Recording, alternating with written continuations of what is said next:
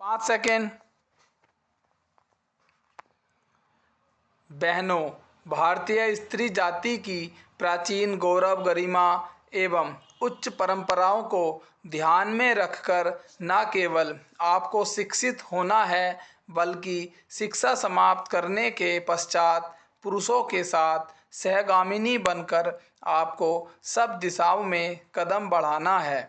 स्वतंत्रता प्राप्ति के बाद अब राष्ट्र के नवनिर्माण के कार्य में आपको भी उचित रीति से भाग लेना चाहिए। यह सब तभी संभव हो सकता है जब हम वर्तमान शिक्षा पद्धति की कमियों एवं दोषों को दूर कर उसको अपने अनुकूल एवं उपयोगी बना सकेंगे।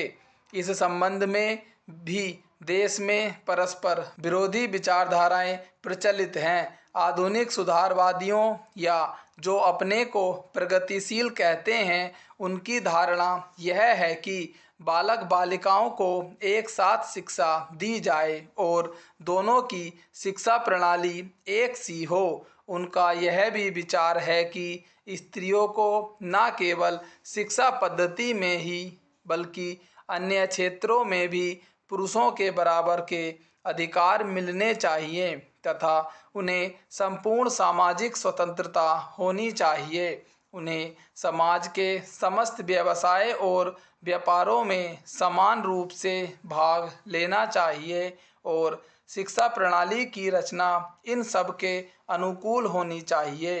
दूसरी ओर कट्टरपंथियों के विचार इनके विपरीत हैं। इस प्रकार स्त्री शिक्षा और अन्य बातों के संबंध में हमारे देश में वर्तमान समय में परस्पर विरोधी विचारधाराएं प्रचलित हैं। इन दोनों में से कौन सी विचारधारा उपयुक्त हो सकती है और किसके द्वारा हमारी संस्कृति एवं सभ्यता फल फूल सकती है, इस पर हमें ध्यान देना आवश्यक है। जहाँ तक मेरा अपना विचार है, मैं समझता हूँ कि हमारे लिए इन दोनों के बीच के मार्ग को अपनाना श्रेयस्कर होगा। वर्तमान शिक्षा पद्धति के आदर्श एवं उद्देश्यों में जो दोष पाए जाते हैं, उनके अतिरिक्त वह बहुत महंगी सिद्ध हो रही है। प्रतिवर्ष हम अपने शिक्षालयों द्वारा हजारों विद्यार्थियों को तैयार करते हैं, जिनमें से बहुतों को नौकरियां न मिलने पर जीविका चलाना बहुत कठिन हो जाता है। इस प्रकार हम अपने शिक्षालयों द्वारा जहां काफ़ी संख्या में विद्यार्थी बेकार तैयार होते देखते हैं, वहां फैशन परस्त भी तैयार होते देखते हैं। हमारे साधारण गृहस्थ घरों की लड़कियां जब प्रारंभ में आधुनिक शिक्षालयों में प्रवेश पाती हैं, तो धीरे धीरे वे भी यहाँ की फैशन परस्ती की शिकार हो जाती हैं और सुंदर सुंदर बहुमूल्य साड़ियों एवं भांति भौंति की साज श्रृंगार की वस्तुओं की नकल करने लगती हैं, जिससे अपने माँ बाप या अभिभावकों को पर्याप्त मात्रा में व्यय कराने के संकट में डाल देती हैं। ऐसी शिक्षा प्राप्त कर जब वे स्कूल या कॉलेज छोड़कर जाती हैं, तो उनका जीवन भार स्वरूप होने का भय रहता है, क्योंकि जीवन के कार्य क्षेत्र में वह अपव्ययी शिक्षा पद्धति धनोपार्जन के उपयुक्त सिद्ध नहीं हो सकती। यह नौकरी की आशा भी पूरी नहीं कर सकती और अंत में यह शिक्षा उनके लिए निकम्मी मालूम पड़ती है। इसलिए हमें सचेत होकर सोचना है कि क्या वर्तमान शिक्षा पद्धति ही हमारे लिए उपयुक्त है।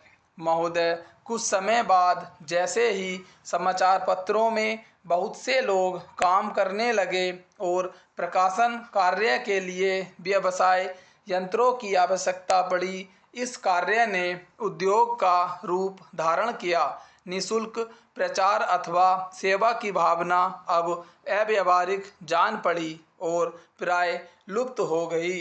समाचार पत्र उद्योग का यह विकास संभवतः स्वाभाविक है और आधुनिक विचारधारा के अनुरूप है। फिर भी यद्यपि पत्रों का प्रकाशन एक उपयोग के रूप में होता है, समाचार पत्र स्वदेशीय राष्ट्र सेवा की भावना तथा नैतिक दायित्व से एकदम मुंह नहीं मोड़ सकते। यह भी स्वीकार करना होगा कि इस उद्योग की यथोचित उन्नति के लिए यह आवश्यक है कि दूसरे उद्योगों की भांति यह भी उन सभी साधनों से संपन्न हो जो अन्य उद्देश्यों ने या तो प्राप्त कर लिए हैं या वे उनकी प्राप्ति के लिए प्रयत्नशील हैं। इसलिए यह सभी के हित में है कि समाचार पत्र उद्योग उन्नत हो और इसका आधार अधिक से अधिक ठोस हो। इधर कुछ वर्षों से हमारे देश के समाचार पत्रों में जागृति की लहर आई है। उद्योग की आवश्यकताओं, श्रमजीवी पत्रकारों की मांगों और पाठकों के हित ने मिलकर ऐसी स्थिति पैदा कर दी कि समाचार पत्रों की दशा पर पुनर्विचार करना आवश्यक हो गया।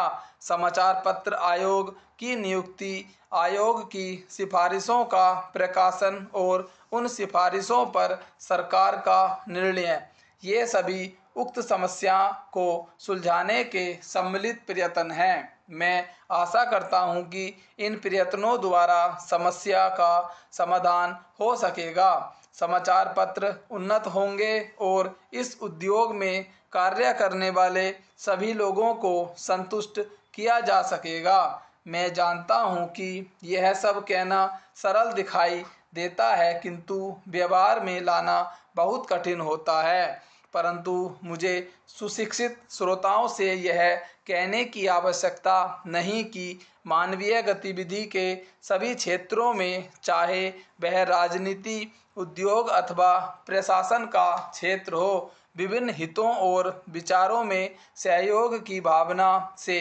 राष्ट्र का तथा समाज के हितों को सामने रखकर सामंजस्य स्थापित करने का प्रयास आवश्यक है।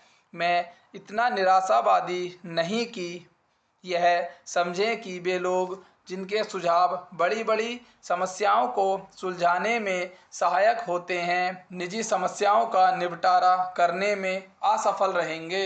हाल में भारतीय संसद ने इस संबंध में जो अधिनियम पास किए हैं, उनका उद्देश्य समाचार पत्रों की समस्याओं को सुलझाना है।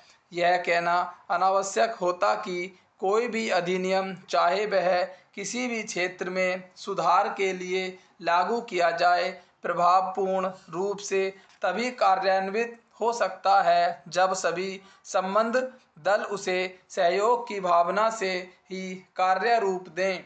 इन मामलों में अधिनियम के शब्दों का इतना महत्व नहीं जितना उनके पीछे निहित भावना का होता है। क्या मैं आपकी संस्था से यह अनुरोध कर सकता हूं कि इस मामले में आप समाचार पत्रों को मार्ग दिखाएं? आपकी संस्था निश्चय ही प्रमुख तथा अत्यंत प्रभावशाली समाचार पत्रों की प्रतिनिधि संस्था है। प्राय सभी बड़े समाचार पत्र आपके सदस्य हैं। स्टॉप।